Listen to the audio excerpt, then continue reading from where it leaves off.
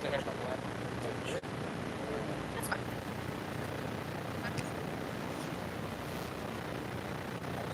Ready?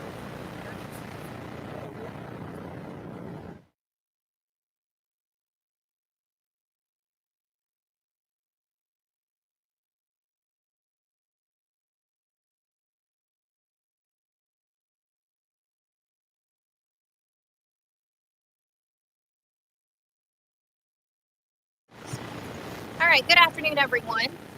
Welcome, everyone, to the August 18th, 2021 Oldham County Technical Review Committee meeting. My name is Amy Alvey. I'm the Assistant Planning Director for Oldham County Planning and Development Services. Just a brief overview of what the purpose of this meeting is.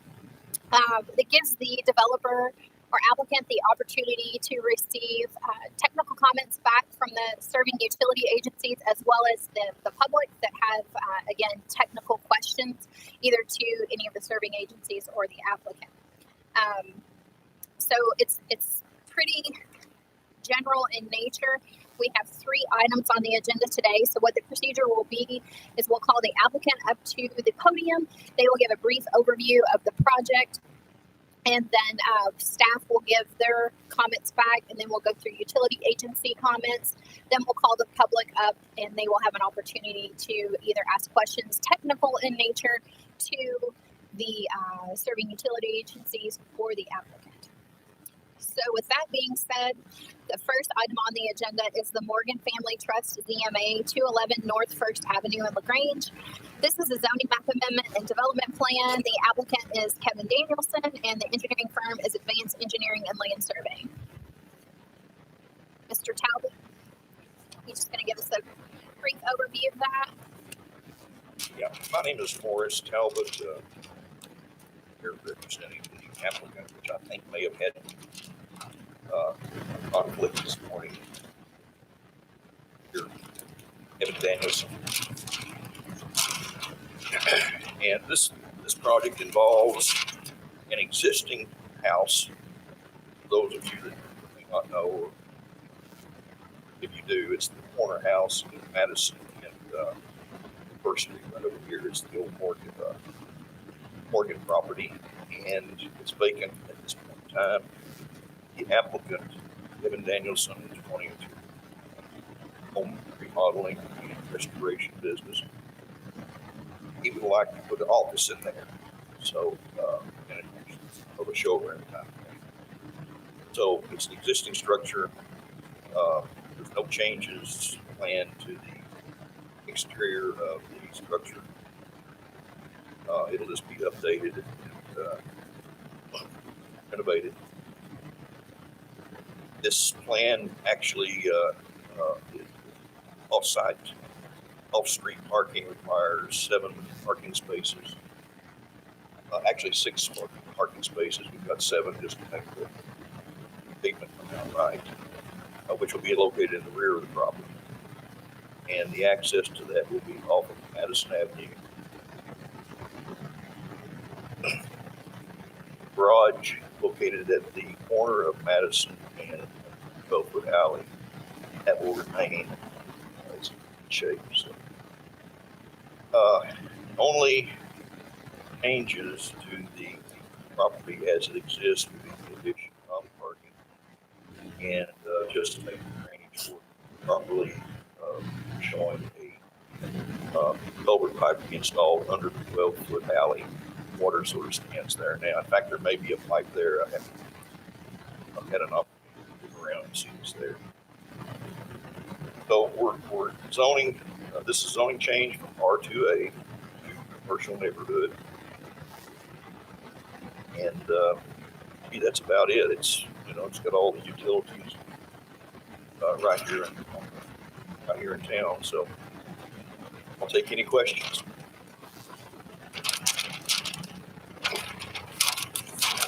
All right, so I'll start off with the planning staff's letter. It says on our GIS and the PBA website all show the address is 211 North Avenue, not street. Update the plan accordingly. And I've got all these in writing for you, so you don't have to take notes. If you look at PBA, some have North Street, some have North Avenue. It's kind of, I wasn't sure. Yeah, our maps, our historical maps show Avenue, and it's kind of the same thing for Madison. You have Madison Avenue as Madison Street, or you have it listed as Madison Avenue, and our records show it as Madison Street. Yeah, and the same thing for the Christian church. Include the effective date of the FEMA firm map of 3/23/21. Just note that the landscape plan will be required due to the zoning and use change. The vehicular use area abutting Madison Street is required to be 10 feet in width with a 3-foot high continuous screening with required tree plantings. Please show the required vehicle use area width on the revised plan submissions. And the parking area appears to be 24 feet from the alley, which would require the same screening as noted above. You're going to use the existing tree line as a buffer to, for that screening and stuff. Just make a note on there and identify trees. And then just under site summary, include the impervious surface percentage. Impervious surface percentage. You have the calculation, but just include that percentage as well. It's right on the bottom.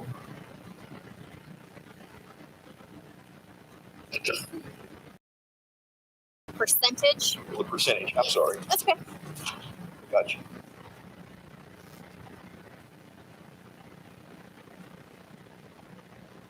Okay, and those were all my comments. So we will start at the end. Chief Fonte, do you have any comments? Gotcha. Mr. Silliman? Jim Silliman, County Engineer. I've got a letter that was, wrote up for Amy, and a red line plan set also that you can take home with you. It doesn't appear that you're doing any work on the state right of way based on this, and I think you confirmed that, but if you were to have any proposed work on the North First Avenue side, you need to go coordinate with the state. Your land disturbance obviously is less than 1 acre, so you won't require a stormwater quality permit from the county. However, we do still review the plans, so when you've got your final plan ready, submit it to our office for review. A couple comments that I have on here, there's a few topographic features that I identified out in the site that don't seem to show up on this plan. You can add those easily. You can add the grading for the driveway swale and elevations for the proposed culvert. I think those are going to be required for the city. And I have a note here that you'll need to get an encroachment permit through the city of LaGrange for those. That's about the extent of my review. Okay, Matt? I don't have anything in mind. It's just like the street name, and it's like Madison Street and First Avenue. That's on your comments. Yes. Mr. Williams? Not a school impact event, so no comment. Okay. Mr. Rose?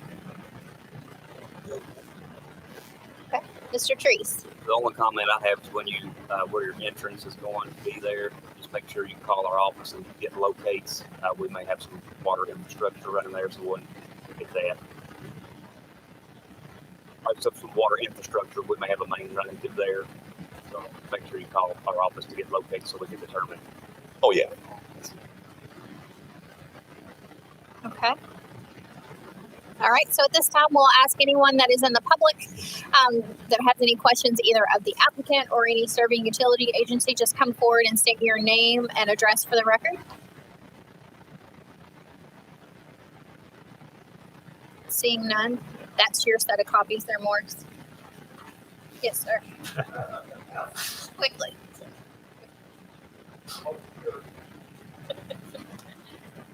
That's it. So the filing deadline for the September 28th meeting is next Wednesday. So if you're prepared to move forward with it at that point, then just be sure you have all the application materials in by next Wednesday. Thanks, sir. All right, so our next item on the agenda is docket 21-012, Bridle Path, 1105 East Highway 22 in Crestwood. This is a request for a preliminary subdivision plan for 8 lots. The engineering firm is Garber Chilton Engineer and Land Surveyors, and the applicant is Amir Shroff. Okay, so whoever would like to come forward and just give us a brief overview of what the project is, and then we'll go into agency comments. Chelsea is my representative. Sure, just a moment. That'd be great.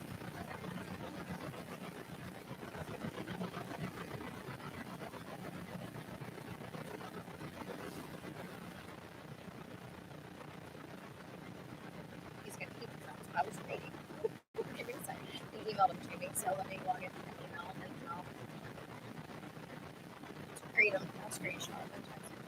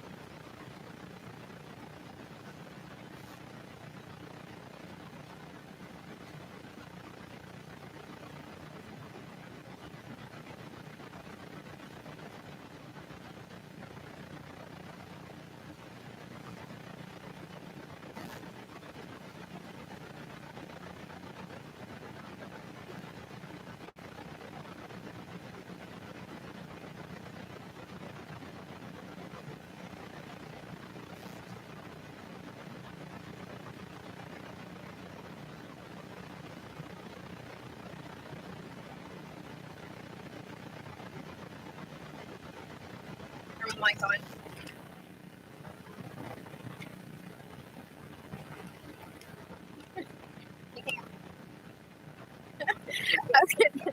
Okay, our next item on the agenda is docket 2-1. John Carmen, are you guys good? Ready to go? Okay, just make sure you guys. It's docket 21-013 Brighton Heights, 7400 and 7607 Friendship Drive, Pewee Valley. This project is an amended planned unit development master plan. The applicant is the Rural Education Association of Kentucky, and the engineer is Carmen. With that being said, whoever wants to come forward and just give us a brief overview of the project.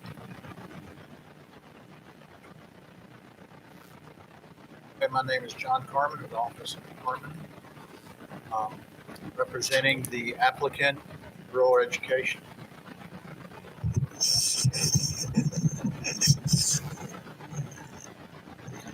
John Carmen of the Office of Carmen, representing the Rural Education Association of Kentucky for the submission of the amended development master plan for Brighton Heights. This was a property that was rezoned back towards the end of the year in 2020, and we are requesting several amendments due to some of the current conditions on the property and with the business of the senior living facility. So what you see is a revised and amended development master plan, very similar in concept and facilities that were presented for the zone change that was approved, the zone map amendment that was approved back in the fall. So with that, certainly answer any other questions if you need it, but interested in comments that you all have. I'll read the staff comments, and the ones I emailed you yesterday, there were a few changes to that, so I will email you that, but I have paper copies here as well. So under section 230.090A master plan, existing conditions map, update the FEMA floodplain map to the 22621 map with the appropriate number. The following adjoining property owner information needs to be corrected. The 105 Old Forest Road, 8903 Reamers Road is listed twice. The northern tract should be 8901 Reamers with the appropriate ownership, and I have that all in the letter of who those are. And correct the ownership name of 8906 Adrian Court. Under section 230.090B master plan development plan map, there were some questions I had on site statistics on that. On the duplex cottage number of beds should be like 32. The math adds up, but it says 16 on the plan, so I think that just should be corrected. The total phase for ground area should be 184,760, and the plan shows 184,360, which is short by 400 square feet. And the area should be 392,170, and the plan reflects 391,770, which again is short by 400. Under the building summary for future phase, correct the following. The small house personal care memory care bed should be 24. The total future phases, bed, units, and one bedroom should all be increased by 12 based off the correction of the small house personal care memory care beds noted above. Duplex cottage number of beds should be 32. I think I've duplicated that twice. There we go. The small house skilled care buildings I are shaded as phase 1 on the plan, but shown in the table under future phases. So just to clarify that. Include the gross density, intensity of all uses, and the net density of each phase. Need to coordinate with Matt Toll, our GIS manager, regarding interior street names and addressing of the buildings. Include the overall floor area ratio. Include construction entrance on the plan.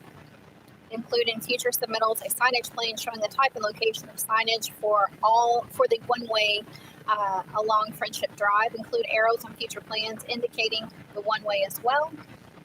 Provide building elevations and street and exterior lighting with future submittals are included in the master plan report. The summary of lane use statistics show minimum landscape buffer varies from 10 to 50 feet. Please clarify, because it has the 50 foot around all of it. Per section 230.090 item B, master plan maps landscape plan. Previous landscape plan and master plan report stated interior landscape islands will be provided in vehicle use areas that comply with Division 300 that include trees and ground covers and or shrubs. The revised plan should reflect one ILA every 10 spaces or update the master plan report accordingly. Under general comments, provide a comparison of site statistics from the approved 2020 plan to the proposed plan. An updated traffic study will be required reflecting the removal of the nursing home and the new uses. Please note that a detailed lighting and landscape plan will be required at site plan review and at the site plan review stage. A minor plat will be required to consolidate tracks 25000026 with 25000077. Please coordinate with USPS regarding cluster mailbox delivery systems. And finally, a master plan report shall be submitted with future applications per section 230.090 item 2 master plan reports. And based off the comments that you received today, if you wish to go to the September 29th Planning Commission meeting, the filing deadline is next Wednesday, which is August 25th. The only other additional letter that I received from and serving utility agency that could not be here today was MSD. It says the applicant will need to submit a new DFC for this project as the last one we had on file expired in December of 2020. And the project was called Trek at the time. That's from Kim Lockley, so just so you're aware of that. Okay, we'll start down on the end. Mr. Fonte. Not me.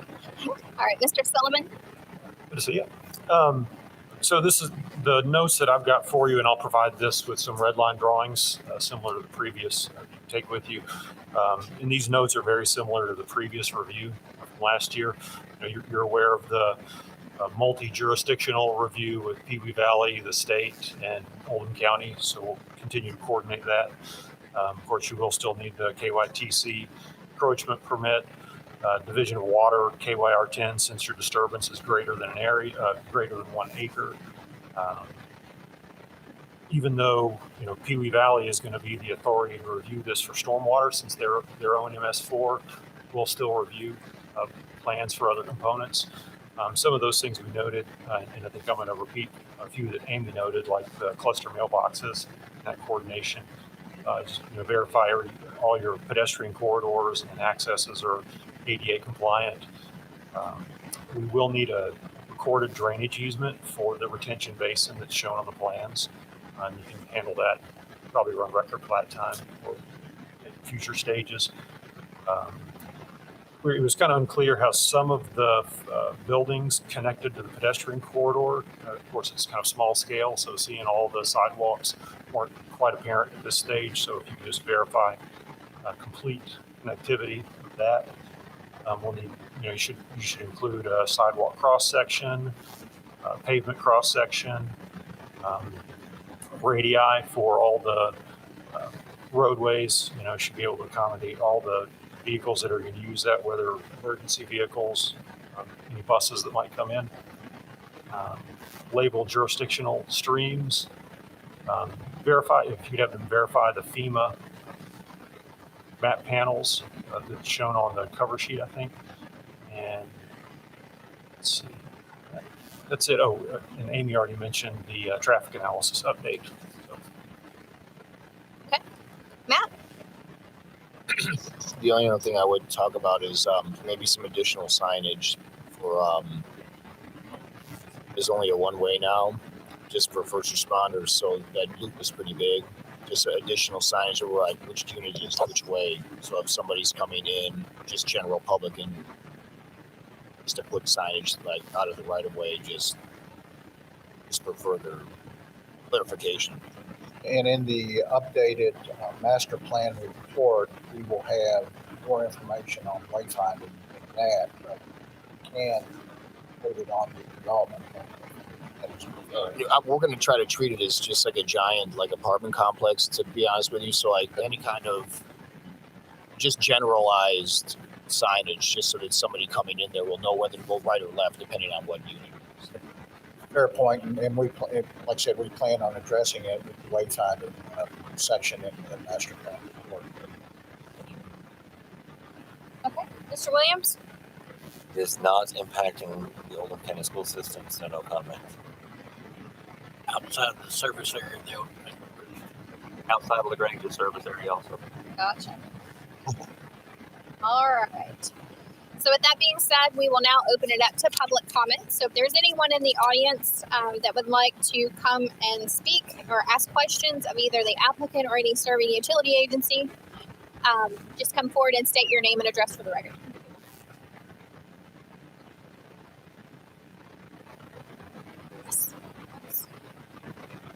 Good afternoon, Mr. Allison. Hi, I'm James Allison. We own the property just across LaGrange Road from Friendship Drive. And I had previously sent in some comments, which I think most of you have seen.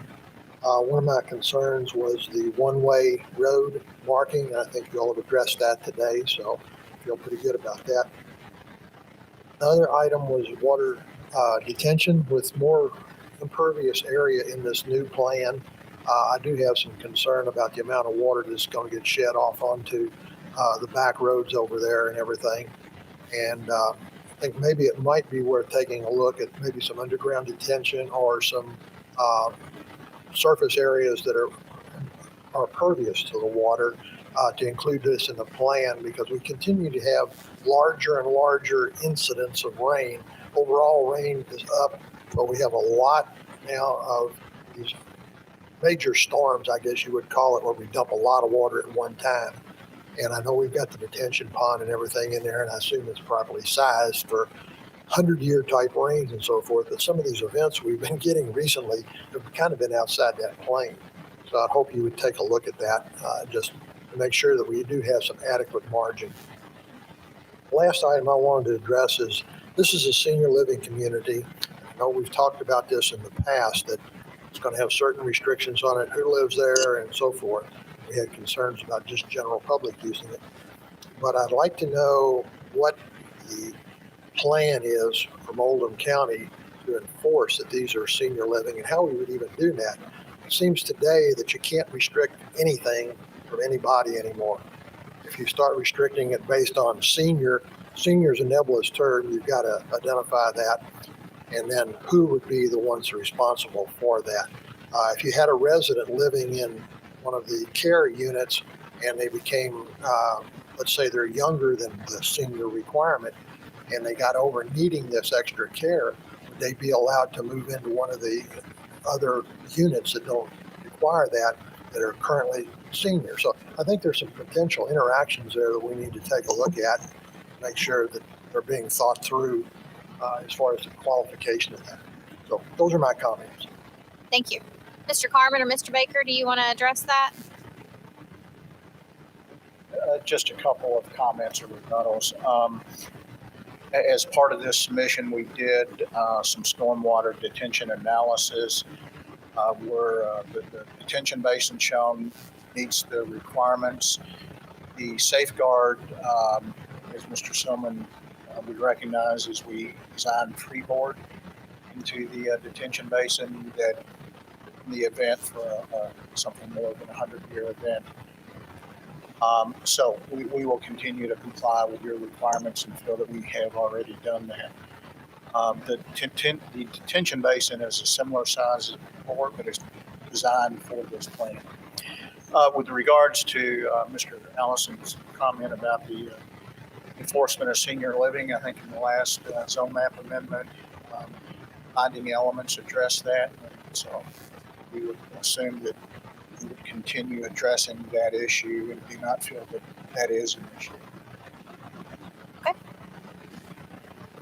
Mr. Baker. Good afternoon, members of the committee. John Baker with the applicant. And I just wanted to reiterate too, perhaps Mr. Allison would like to pose that question for Mr. Singler. He particularly put the binding element as it relates to age restriction of the residents of Brighton Heights, and it's going to be the city of Pewee Valley that enforces that. So I think that's germane to Mr. Singler. Now, I'm guessing that's what his statement in that letter was. It's a fairly general statement. I thought it was actually quite concerning. It becomes more difficult every day to control who can and can't live in any given area. I guess within the context of this case, that would mean the senior living residents. If taken out of that context, I think that's an inappropriate comment, to be honest. So, but again, I would direct Mr. Allison to Mr. Singler as it relates to Brighton Heights residents and their enforcement of the same. Okay. Thank you. Do you have any further questions, Mr. Allison? Okay. All right. Again, the filing deadline for the September 29th, 2021 Oldham County Planning Commission meeting is Wednesday, August 25th. So as long as you guys are ready to move forward from that, we'll see you next week. All right. So with that being said, we will recall papers here. Docket 21-012 Bridle Path. Again, this property is located at 1105 East Highway 22 in Crestwood. This is, again, a preliminary subdivision plan for an 8-lot subdivision. Bramall. Have to speak really loud into the microphone. You can pull the microphone closer to you, but you're going to have to speak really loud into the microphone. Okay. Chelsea Bramall on behalf of the applicant, working in conjunction with Garber Chilton, who we have here. This is a preliminary subdivision application for about a 10-acre tract for 8 lots of residential subdivision. Okay. Anything to add? No? Okay. Okay, so at this point, we'll start with Agency comments, we'll start actually with staff comments. We'll start with Tom first. Thank you, Ms. Albee. So first comment would be East Highway 22 to show a 60-foot right-of-way. There's 3 subdivisions that are in that immediate area. All 3 subdivisions showed a 60-foot right-of-way on 22. Provide street gates, provide the typical cross-section of the proposed street, so at a court. Notate any access points designated for use by construction vehicles. Label the distances of the side property lines for each lot. So like between lot 5 and 6, there is no distance for a lot, and that's for all of them. So I mean, it's probably just like an overlay.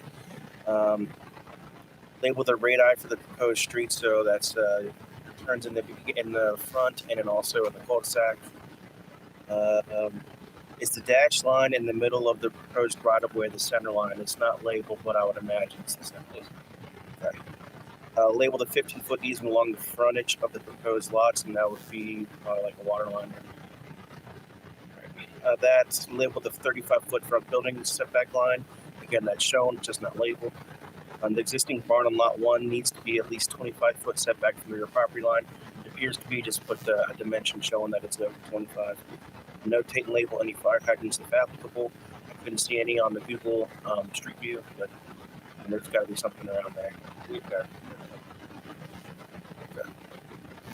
Several. You're going to have to speak up because it's not going to pick you up on the recording. I can hear you, but people in the audience can't hear you, so you need to speak up so it goes out into the. Cover on the school site that we have as for fire protection. Do I have to scream? I can barely hear you sitting here, so yeah, either pull your mask down when you talk or something so we can pick it up. We have several that are on the school that we can utilize for fire protection, and we're working with Mr. Rose about the possibility of whether or not we have to put a actual water line on this site. So the 12th note would be to notate the size of the gas line, remove the CO2230C portion of the flood note, which is effective September 20th, 2021. I know it's that little portion just catches the far edge. Right. I don't know what your thoughts are on that. Because it's got to be like the smallest portion. Yeah, and that's when I looked at it on there. I was like, it's on both, so that's why this. Not a big deal. Need to show and close the left boundary for the proposed 15-foot sewer and drain easement on the west side of lot 1. You have it shown, but there's the arrows where you show the 15-foot. It only shows the 7.5 on the right side, but not the 7.5 on the left side. Okay. Show the location of any proposed stormwater detention basin facilities. Bottom on the south side of lot 6 and 7, there's like a dotted line. I don't know if that's where you wanted to put it. There's going to be one. Label it. Okay. That will make revised legend to show only the items shown on the plan. There's a bunch of extra information on there. A revised lot 2 to show the minimum lot width of 150 feet. Or when you're served by sanitary sewer, you need to have 150-foot lot width. I'm sorry, when you're served by septic. Yes. There's 106, but that you have more rooms. Right. Bring that dimension down. Okay. Lot 1 doesn't appear to have a western boundary line. It looks like it just kind of bleeds into the right of way. I know it's 1.3 acres, so it's obviously not all this right of way, but just show the western boundary line. Okay. It's the same line weight as the other. Okay. Point that on it. Okay. And then where does the proposed right of way end and lot 1 begin? So again, it appears to bleed into each other, so it's going to have a heavier line weight. That's all I have.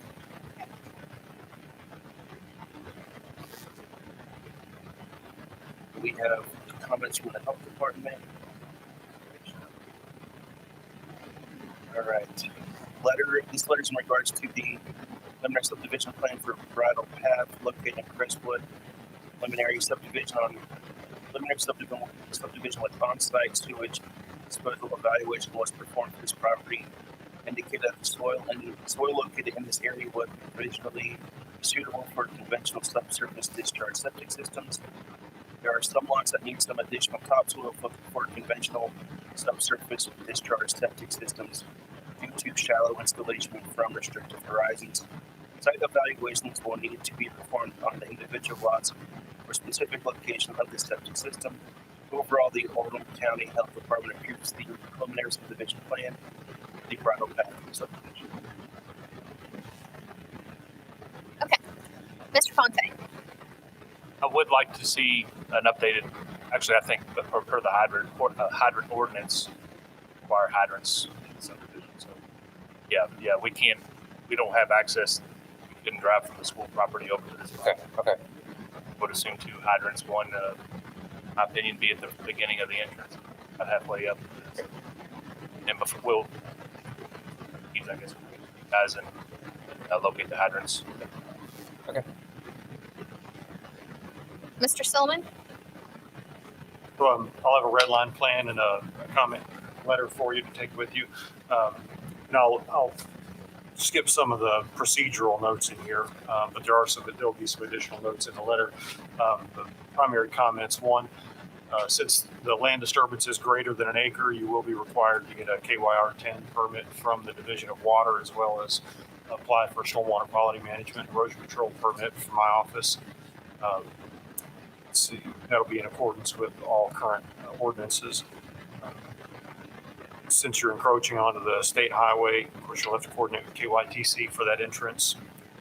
With regard to the detention basins, just note that we're not going to, we don't permit trees and landscaping within the detention area. Let's see. Got some notes regarding the distance of the outlets from property lines. That's all kind of MSD standard, which we follow also. The detention basin itself, the easements are shown currently for both of them on private property. We discourage the practice in the past, and really not favored, but so we're discouraging easements on private property for the detention basin. So I'd like your engineer or you to consider and see how you can reorient these lots. You know, they're each a little bit more than 1 acre, to have those detention basins on their own open space or other future.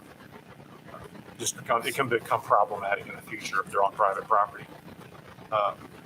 Considering, we know there's drainage issues in the Northwood neighboring area with runoff, just concerns, high amount of runoff. I'd ask that you consider some over detention when designing this to assist that. As far as some of the roadway alignment issue or notes, Tom already mentioned the right of way along lot 1. It doesn't appear to be shown. Just keep in mind for cul-de-sacs, the maximum grade on those are 4%. When you get to the cul-de-sac, that's for stormwater runoff issues. You'll need to include a pavement section, of course, for the roadway, and address any requirements the UPS or USPS has for cluster mailboxes. All right. Thank you, sir. Matt? You are going to use Eticord. We'll just have to reserve that. Currently, we don't have one, but want to use that, we'll just have it reserved. So just in case anybody else wants to have it, we'll just have it first. Okay. Other than that, go with me with the address. Mr. Williams? Okay. With 8 residents, that would impact a growth of 4 students.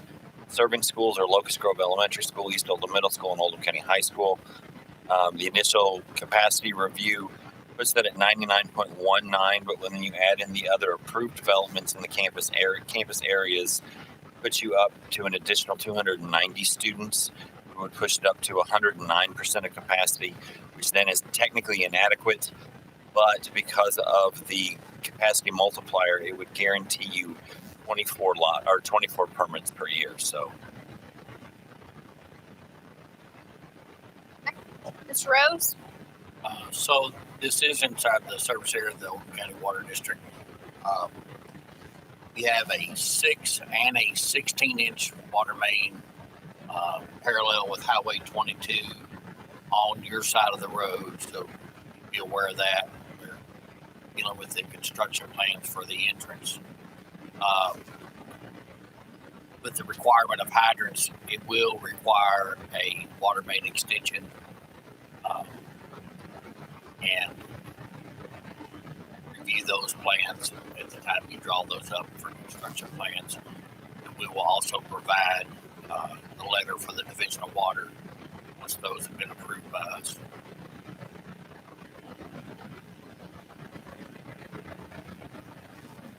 No other comments at this time. All right, Mr. Treese? Out of the drain utility surface area. All right.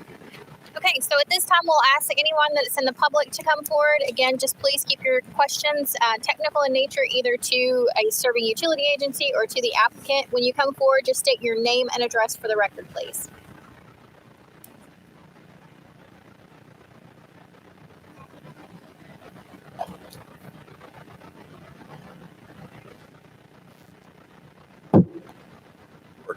My name is Mike Allen, 4707 Northridge Drive, Crestwood, Kentucky. First of all, Ms. Alvey and Mr. McIntyre and the Technical Review Committee, thank you for the opportunity to speak with you this evening, this afternoon. I think there are several residents here that will probably speak as well.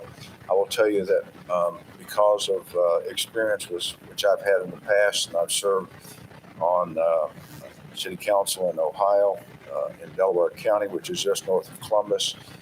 I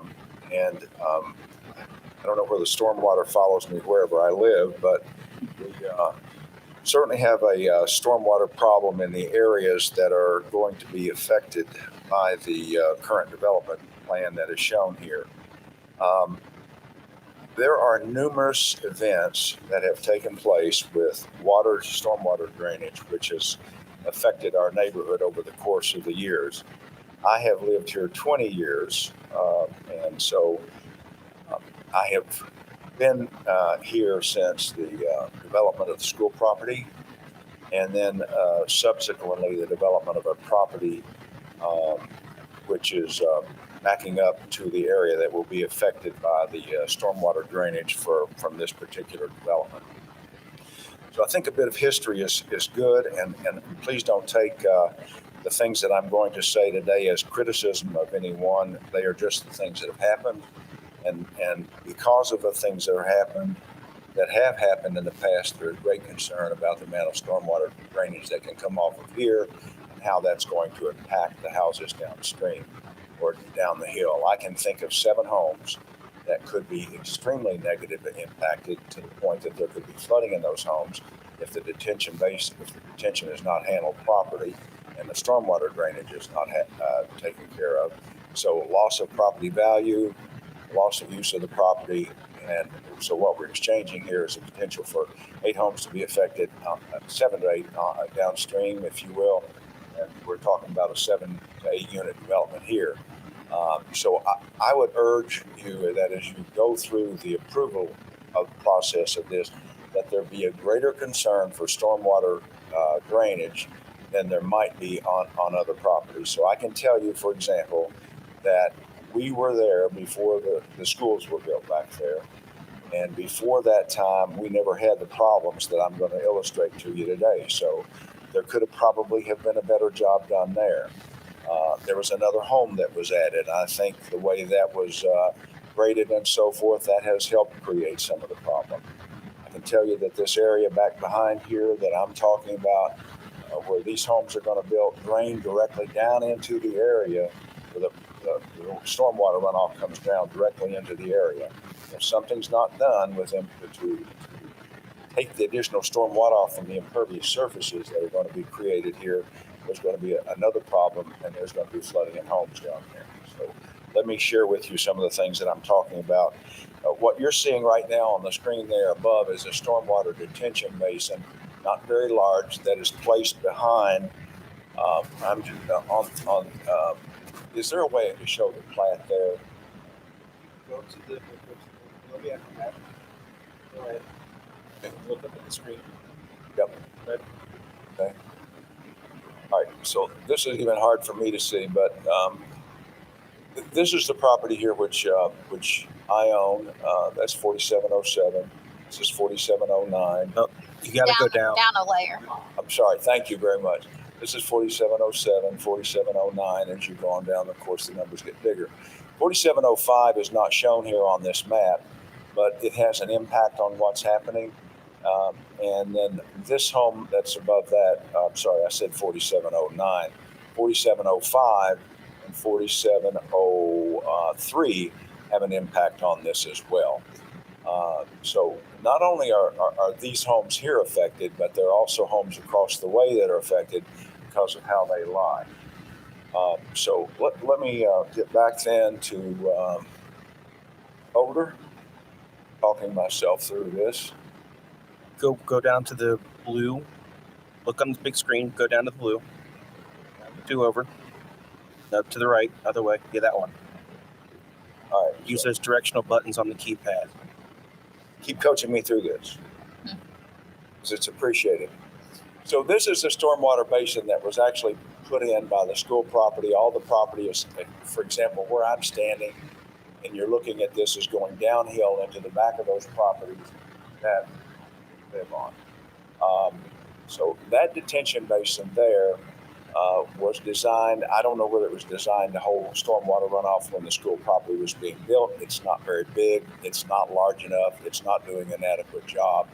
I'm going to show you some pictures from 2016 because those were the easiest to find. I've got multiple videos of what has happened over the course of the years. Again, this one was just pretty easy to find. So Use the arrow key. On the keyboard. Down. Okay. The screen there, that's the edge of the detention basin and water running out of the detention basin on the right-hand side there. Doesn't look like much. Doesn't appear to be very much. This, by the way, is taken probably a little bit after the rain, not very long after, but I didn't want to get completely soaked. So there you see water running out of there on the right-hand side. Everybody see that? Okay. Now, this goes on down. I don't know what a hollow is, but here a hollow. It's a low. And so this is between two homes. This is actually showing between 4703 and 47.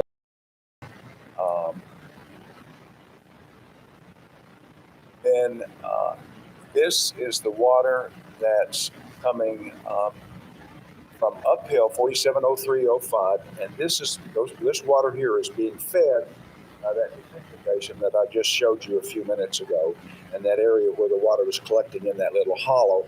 So this is water that's running down between the house that's up the hill, one house from me, so that would be 4705. And the house then up above that one is 4703. That's the new home that was put in after the school property was developed.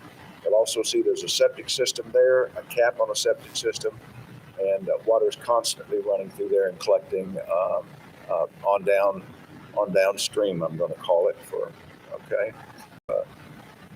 So let me go on down. So this is a little bit further down. This was between the water again running across that's coming back from that detention basin area. That's collected between those houses there and that little hill, which you wouldn't think would be that much water, but then this is a result of what you get. So this is the house above us, which would be 4705, and then we're the next house here on the bottom, which is 4707. So detention or water running off down there. I'm going to help me, coach me to get me through back to one of the videos that I've got in here, if you will. Can you click on the file? Correct. Okay. We're at the bottom. But at number 246, third from the bottom. Almost there. Down one. Click. You got it. Double click it. Don't click it. Hold it. Double click. And just let it go. Right, so this is not quite the one I wanted to show you, but this gives you a magnitude of the water runoff that's coming there now. Okay, this is our house. I've seen other videos from houses that are on down the way. This is not as bad as it gets. This is just an example. By the way, because of all this that has happened since the school has been put in, The city and the fiscal court and so forth has realized there's a problem there. And as a result of that, they came out and paid to help us with the stormwater problem. We don't need additional things that are going to cost stormwater, that's going to cause additional costs to the fiscal court and the county. Click escape, top left on the keyboard. Okay. Nope, not work. You push escape. Here we go. Got it. Now to get back to that, I got to go to the file. Go to one more of these videos. Second one down. Double click it. I think I'm going to go to the bottom. I think that's it. So, Double click. Click escape on the keyboard. Okay. Double click it again. okay, this is the detention basin that I was talking about before.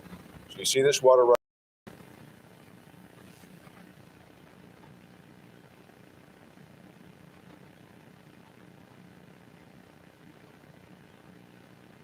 And you don't think it's that much because you really can't see a whole lot.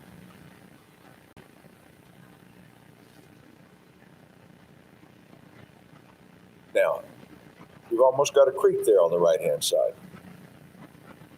And this is running down to those two fences where I showed you where the water collected in the hollow and then comes down between those two houses. With me?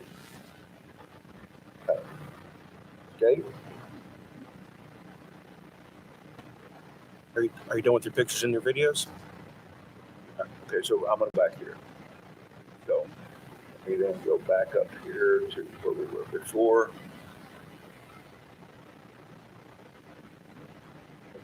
Over that one. Just use the directional pad.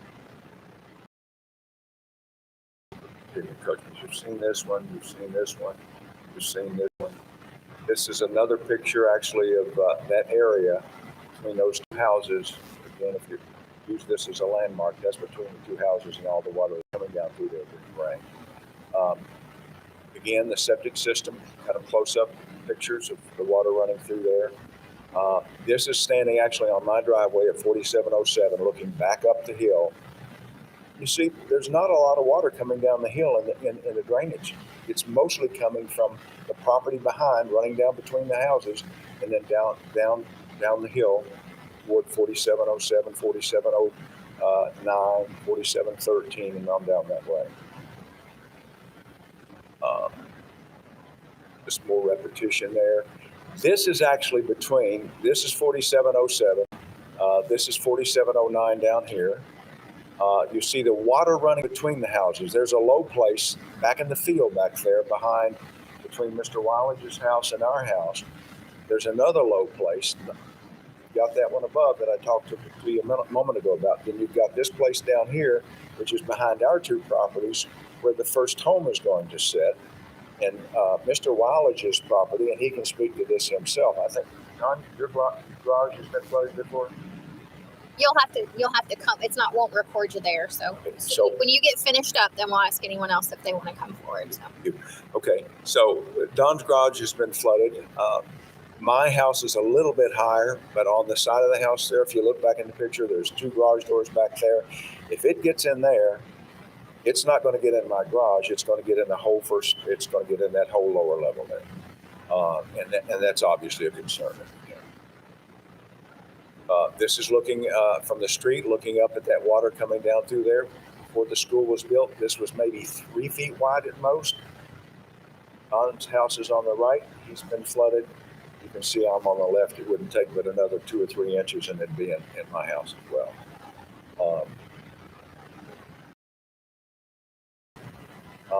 This is a house across the street. You can coming down in a drainage area there, between a house across the street, almost across the street from Don, and then the Gibsons live to the right of that. That water's coming down between them. Put any more water in that area, you're going to get it in the house there that we're looking at. Probably not in the Gibsons, but nonetheless, it'll go into that garage. This is looking down the street, actually probably right out in front of my house. And all the water, stormwater running that's coming off there.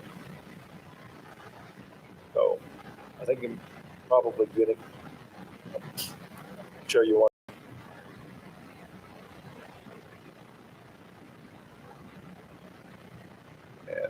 It's this one. So you can see the velocity of the water and the speed with which it's coming. That's what we've got to avoid more of.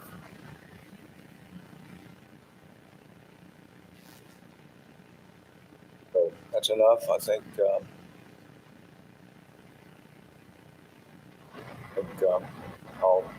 I would just simply say, I think, there's some sort of engineering rules or laws when we develop developments that don't create any more velocity of stormwater and allow it to run into another area. We've already got a problem.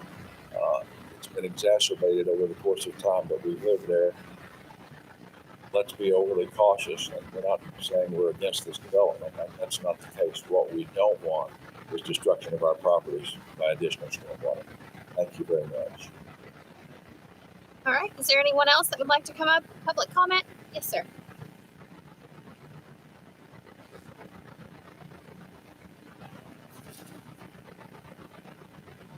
Just state your name and address for the record, please. Chris Bonham, 4713 Northridge Drive, Crestwood. Mr. Silman, you had mentioned something, according to the drawing, between lots, there's a pipe running down from that retention pond. You had made some comments about the retention pond and on private property. Can you reiterate that? I didn't quite understand that. With regard to that was with regard to the basin itself, being on the two private property lots in the new development. Recommend that they put that basin not on the private lots. Where would they then put that? Because if looking at the plan that I got, To still be on their property that's being developed, just push the new lots around so the basin itself isn't on. So if someone comes in and buys lot 6 or lot 7, their property is not encumbered by a detention basin easement, but it would still be on the development property. in the current drawing, they're showing a pipe that runs from that retention pond down between 4713 and 4711. I live in 4713. It looks to be on the property line. Now, I've only lived in the house 11 years. If they're going to run this pipe down through there, they're going to obviously take away a fence. They're going to take away several trees. Whose responsibility is that for putting it back like it was? And I didn't mention this earlier, but I do have on this red line plan that we're asking that in those areas, like where you're talking about where this pipe is shown, it appears from the line work that there is an existing easement there, likely for stormwater. I'm not sure, it's not labeled. They need to show that on their construction plans. Show more topo so we see how that's actually laying and where this terminates. It appears to come out to the road, but we need to see that on the plans. And the construction plans should address, according to how the record plat for your subdivision is written, who takes care of the fence replacement and what kind. We would address that during construction plan review. There may be an easement on that property line, but I can tell you the water does not come down that line, that drainage easement. It goes mainly through my backyard and makes a wonderful place for a battleship. What this provides, though, is that easement provides an area for them to run a straight pipe if they needed to. You're right. The contours don't follow that necessarily. In concern, I guess, in the construction phase, we can deal with that, but I mean, I just don't want to get stuck with a big bill because they want to put a drain pipe in from their retention. Can answer you specifically without seeing what the record plat for your subdivision says. So again, that's why we'd have to coordinate it later. All right, thanks a lot. Well, it's also important to mention that if your fence is within an easement, if that fence were to be moved, or if they use the easement to put in some type of infrastructure, that cost will be on you. Depending on how the record plat's worded. We need to see that. But if that easement is there, The fence was put there long before I got there. And so they're, Never supposed to be put in the easement. I'm sure they put it on the property lines. I don't, And that's typically what happens, but usually people will call and we'll tell them, if you decide to put it in there, well, we really tell you not to. But then if a lot of people end up putting on the property line, well, then that cost is on them in the future. If infrastructure does go in there, well, They should have received approval from the easement holder before any structure is placed in an easement.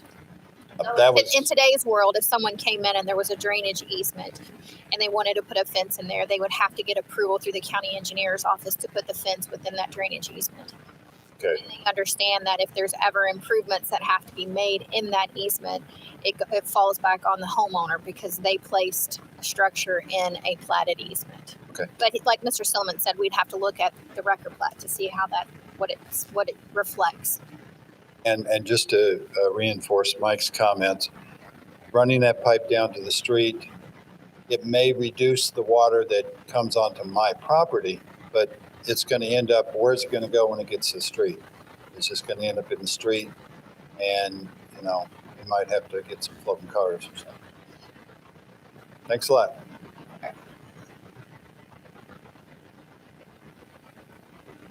Is there anyone else that has any questions, either of the applicant or the serving utility agencies?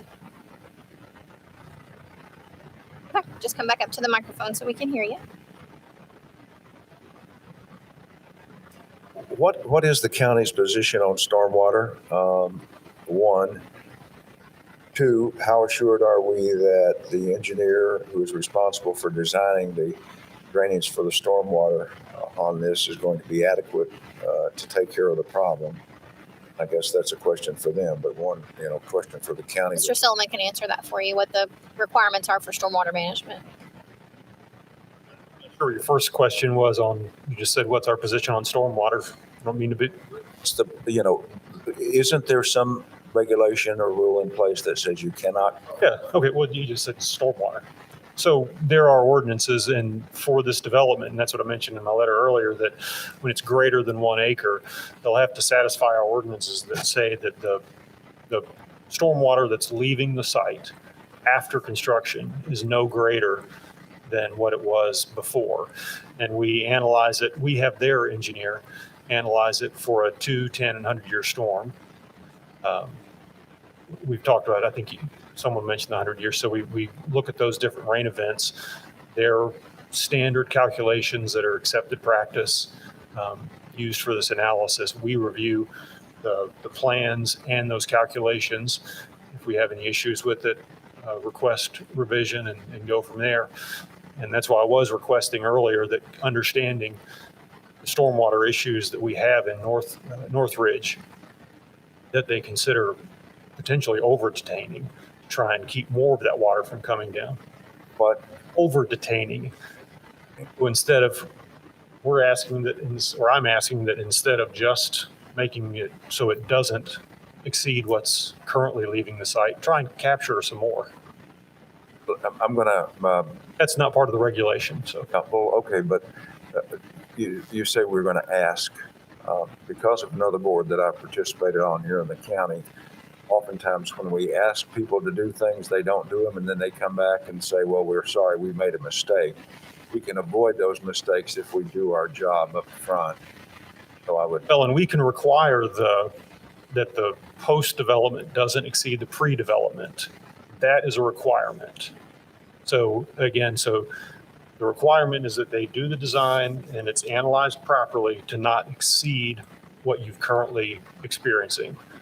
You would kind of assure us that would happen. That's what our typical review is, yes. And that's in the ordinance that's the requirement. I guess the next question is a question for the developer. Can you assure us that in the work, specifically the engineer, that the work that you're going to do is not going to aggravate the problem? And to the county engineer's point, overcompensate for stormwater drainage so that it doesn't cause additional problems in Northridge Farm. You're welcome. You all want to respond to that?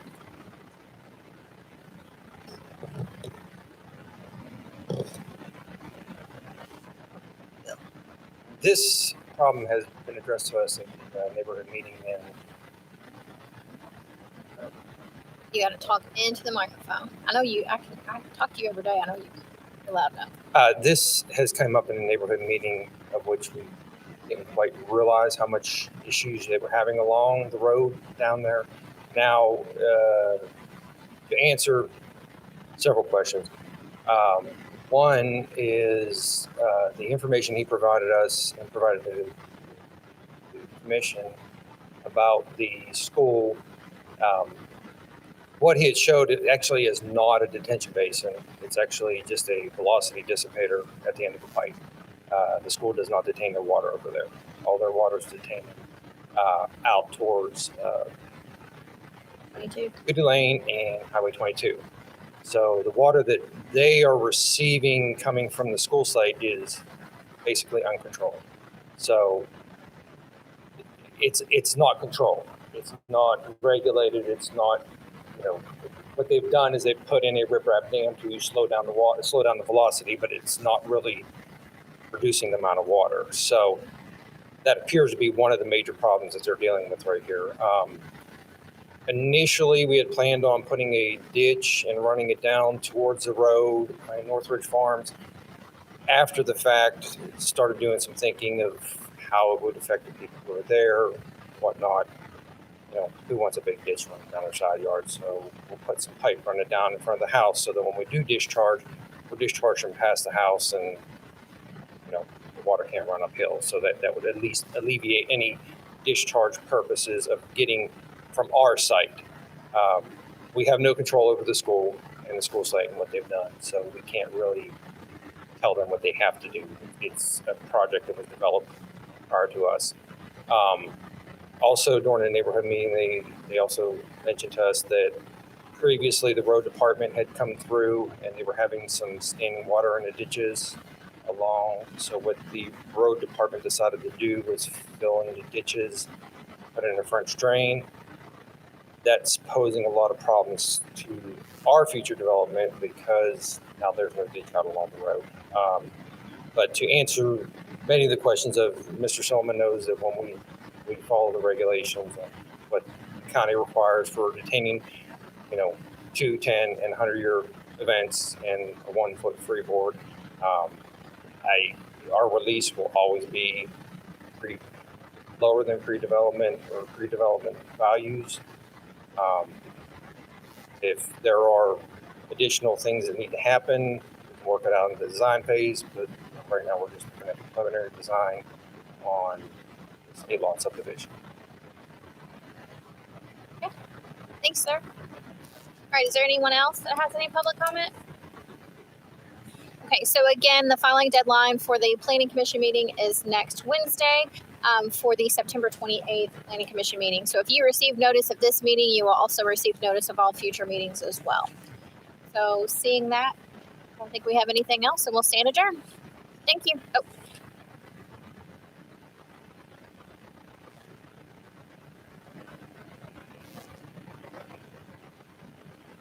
So do you want to I can speak to that. We apologize. talk into the microphone, not to them? Apologize for that, and it has been updated in the record to include those addresses. And I think we might have found a good address for Oldham County Public School. The address that is on the tax roll wasn't getting there, so I sent it to everybody. 146 address, square address. So that's been updated as well. And just be clear, it's the neighborhood meeting that they didn't get. You all got the TRC notice. So I did happen to catch that when you submitted for TRC. Yes. Okay. All right. We'll stand adjourned. Thank you.